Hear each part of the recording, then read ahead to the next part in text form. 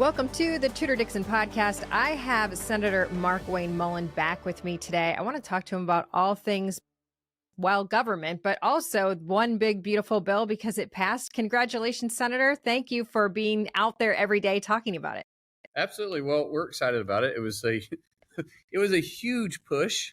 I told everybody I can't wait till it's done because I'm actually going to get rest. But I lied. That hasn't happened. I was going to say, I don't think you did. I was recounting just a while ago with my office that I've got 3 hours of sleep since Sunday morning. Wow. And so it's just part of it. But the one big, beautiful bill, listen, super. Sorry, this is what happens when you eat wheat thins right before you get on the show with you. That's fine. Because that was my lunch. But anyways, the one big beautiful bill has been such a push in September because in September we knew we were going to win, right? And President Trump was already talking about it. When we were on the plane, we were talking about the priorities that need to be in the one big beautiful bill, even though we wasn't calling it OBBB back then.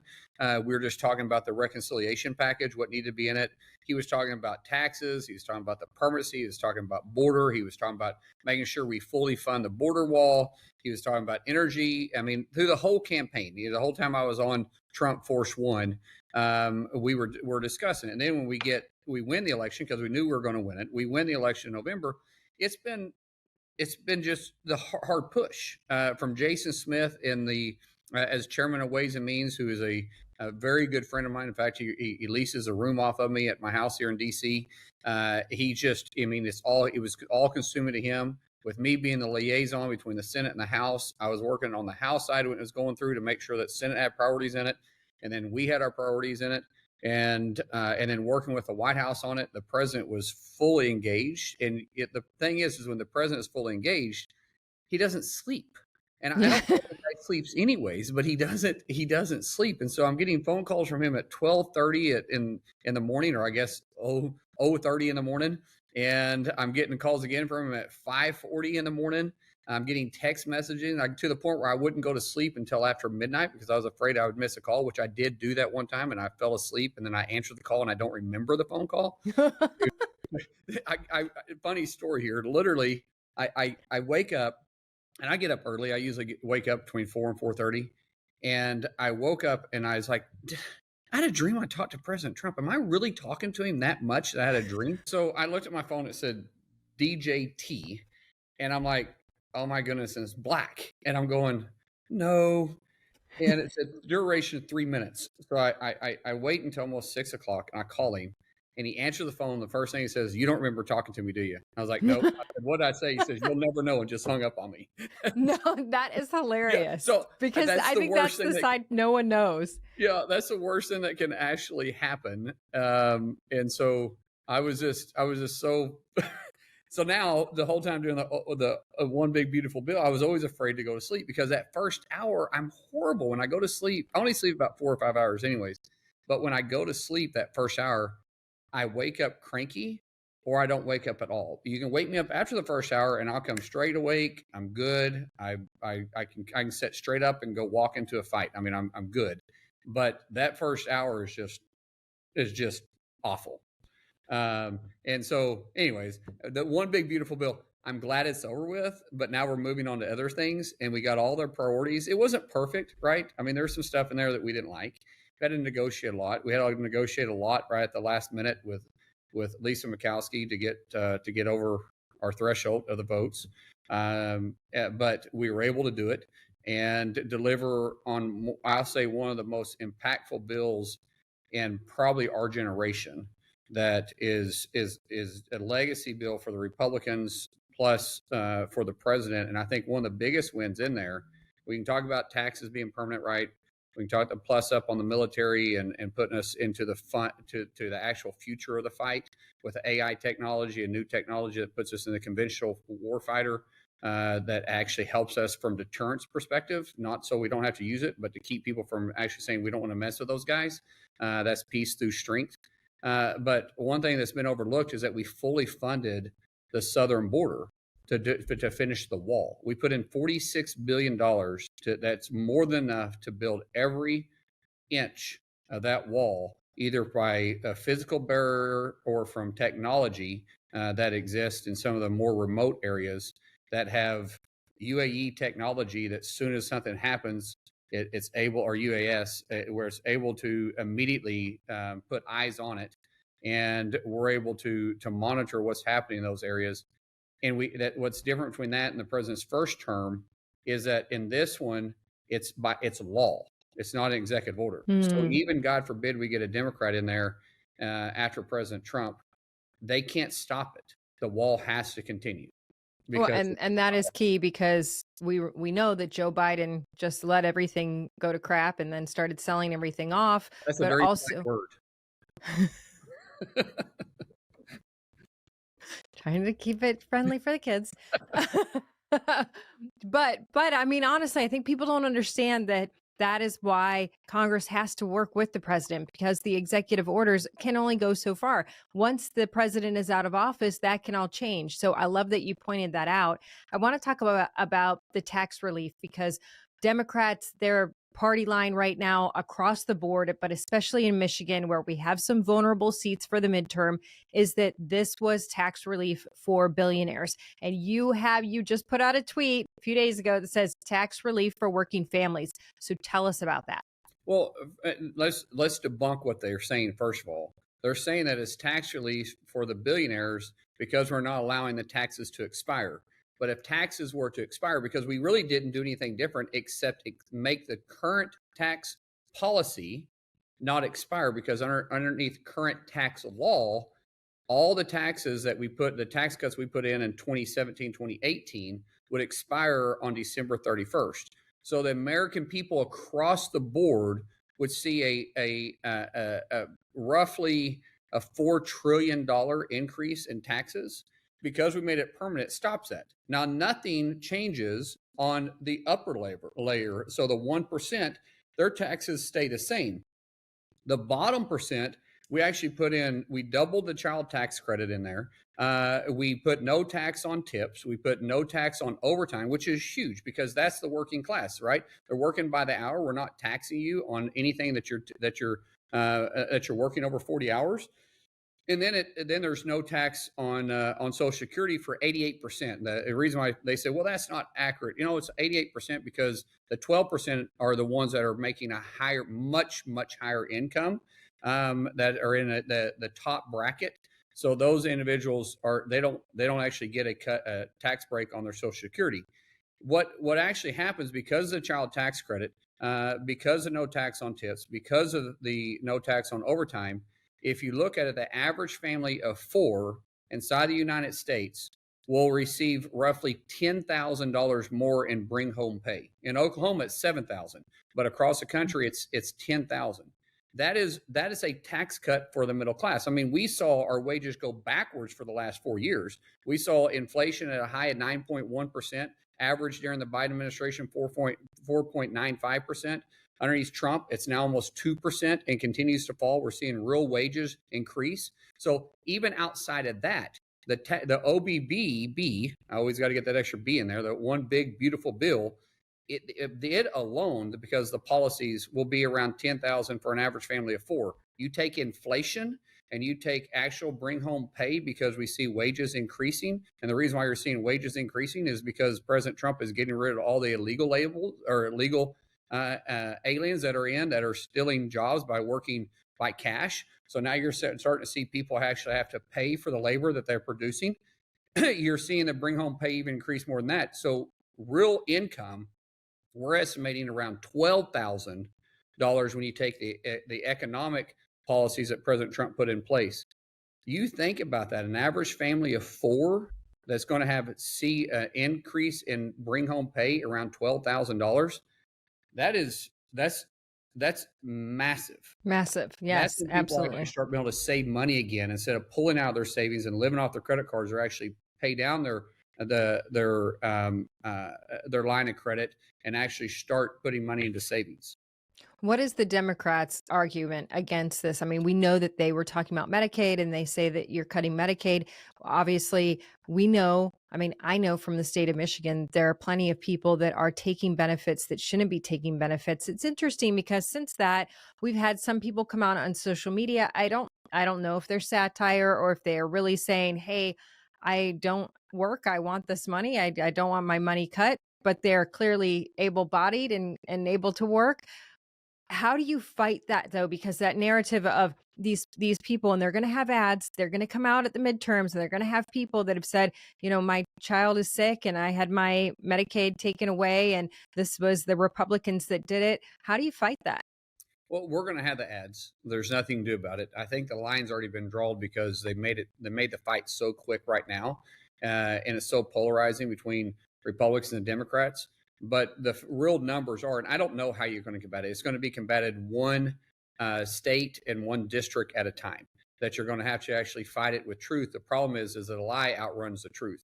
But the real fact of the matter is, right now we have 35 million people that live underneath the poverty line inside the United States. Now, that's what Medicaid was designed for. But we have nearly 90 million that's on Medicaid. Now, where in the world is that at? Because just if you're just going by, if you just go by qualifications of income, you shouldn't even be able to qualify if you're living below the poverty line with kids. One of the big things that the Democrats are pushing on, saying that this is unfair, that we can't do this, it's going to because it's too burdensome, is the work requirement. Now, let me just throw out the work requirement on this one. And I don't know how the Democrats defend this. We're requiring you to work, volunteer, or go to school 20 hours a week if you have no dependencies and no health issues. Okay, I'm sorry. You have no dependencies, meaning you're not responsible for any kids, and you have no health issues. You just choose not to work, and you want the American taxpayer to pay you to stay home to be lazy. What the Republicans are doing here is like, we're giving you an opportunity to better yourself by requiring you to either volunteer, work, or get educated and pull yourself out of poverty. There's no excuse for being lazy inside the United States. And it's not up to us. If you choose to be lazy, then it's not up to us to have to fund you. And then we require you to have a proof of means, that you got to fill out proof of means every 6 months. Instead of every year, it's every 6 months. And they're saying that the paperwork is too burdensome. Wow. Right. Give me a break. So we cut out the waste and fraud to make sure that it's there for those that need it and that actually deserve a helping hand, because you find yourself in an unfortunate situation. It's not there for people that want to game the system, or where the Democrats put them because they're trying to give everybody free health care. So the midterms are coming up. Obviously, we're all looking at this very carefully. Like I said, in the state of Michigan, we have an open Senate seat. We have a couple people that are shuffling out of congressional seats. So that leaves those congressional seats open. And there is definitely concern that we're not going to go get through the midterm with the majority. But I believe that the messaging is there. I know that what the president is doing, the policies are there. So I guess it comes down to making sure the public is educated enough to know that the Republicans are going to be the ones who are going to protect you, that are going to get your costs down, that are going to improve the economy. And right now, last night they were just talking on Hannity about this being one of the best economies that we've seen in years. So we are going in with all the right stuff. There are going to be major attacks. How is fundraising going? How is it going, looking at where the grassroots of the Republican Party are right now? Fundraising, we're setting records on fundraising. So, Great. so the people out there's some people that are still upset at some of the tariffs and trade deals that we're trying to work out, but they're excited about where the economy is going, because they can't, they were talking about, the tariffs are going to ruin the economy and inflation is going to come through. We have seen no inflation due to tariffs at all. You see the economy, as we talked about, is coming back with as I would say, almost like a roaring lion. You have the stock market that is volatile. It's always volatile. It's not a good measure of the economy, but it's record numbers. And so everything's moving in the right direction. People are excited about it. The thing that is really, really difficult to do is, how do you play whack-a-mole with all the lies the Democrats are out there saying? The best thing that's happening for the Democrats is they're so radical. They're so far to the left. It's what cost them the election, and they haven't changed. The worst thing that could happen for us is that the Democrat decided to be moderate again. The Democrat, which they can't do, their base won't allow them to be moderate. In fact, they kicked out all their moderates. But if the Democrat Party decided to shift and get away from this woke DEI socialist agenda and actually move towards America First agenda, you would see that we would have problems in the midterm. It's going to be tough anyways. But because they've doubled down, they keep having ridiculous rhetoric. And the people that are leading the party at this point is AOC, Jayapal, or whatever you say her name, and Bernie Sanders, who are open socialists. And then you see the New York mayor that literally elects, or hasn't elected yet, but has won the primary to be the new mayor of New York City, who's a socialist communist. Right. I know. I mean, and he's openly saying what he wants to do. And this is what a lot of people don't understand is the scariest thing that he is saying, that the Democrat Party is backing up. Remember, a lot of people have come out and endorsed him and is supporting him now. And all the leaders in the Democrat Party have already come out and supporting this guy. There's three things that a socialist country has to control. They have to control education, health, and food. And so the most eye-opening thing he said is when he wants to take all the grocery stores and be ran by the government, by New York City. That is socialism, because they already control the public school system, they're controlling the healthcare system, and now they're controlling your food supply. That is so scary, but the average person out there is seeing this and is waking up about what's happening. So for the midterm, this is the best thing that could happen for the American people, because they see how radical the Democrat Party is.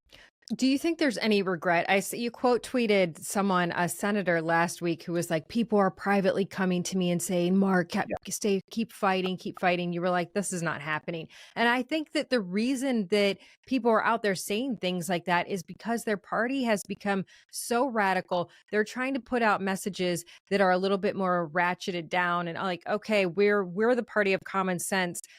But they're not. An Axios article came out just a couple of days ago saying that their grassroots are now going to elected officials and saying, we'd like you to go get shot at ICE facilities. We need you to fight harder. We need this to look worse for us. So if you get shot, then the president has a real problem on his hands.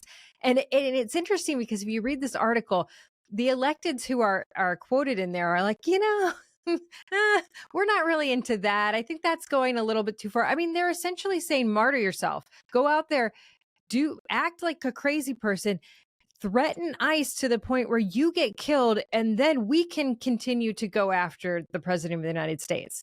Yeah. So the Axios article, this is the second time it's been brought up today. I mean, is referring to people literally draw blood.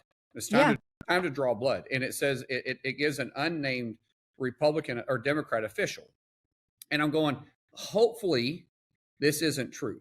Hopefully that Axios is making this up and it's not an actual leader in the Democrat Party that would be that stupid to say that. But if it is, they should expose who that person is, because they're the ones that's leading to the two ICE facilities that got attacked on July 4th and one yesterday on July 7th. They're the ones that are leading to this. When you're constantly fanning the flames and stirring the coals, you're going to eventually get hold of people that have a little bit of mental illness that's going to take that for real, which maybe you do mean it for real, but hopefully you don't. Hopefully it's just words that get you aroused and want you to make you, it's like a call to arms. But after what we just saw in Minnesota, how can you say that? No, that's right. I mean, because it wasn't, when you start having these ICE detention facilities that are being attacked by a planned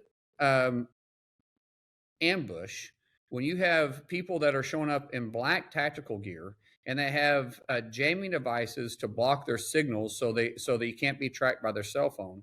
And then when you have an ICE officer that shows up and two people that are hiding in the woods come out and open fire, that's a huge, huge planned, coordinated event. That doesn't just accidentally happen. That is not a peaceful protest that CNN or CNBC or any of these left-leaning radical outlets are starting to try to deceive the American people by saying this is when the Democrat Party should actually start relooking and focusing on changing their direction and saying, hey, maybe we got it wrong, but they can't move because it's their base.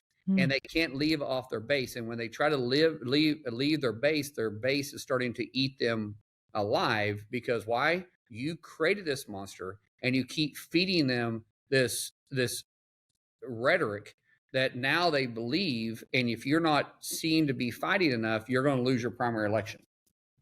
It's such a double-edged sword because I hear what you're saying about as long as they continue to put this rhetoric out, we are going to win the midterms. But I look at New York City, which I think is the most powerful financial city in the world.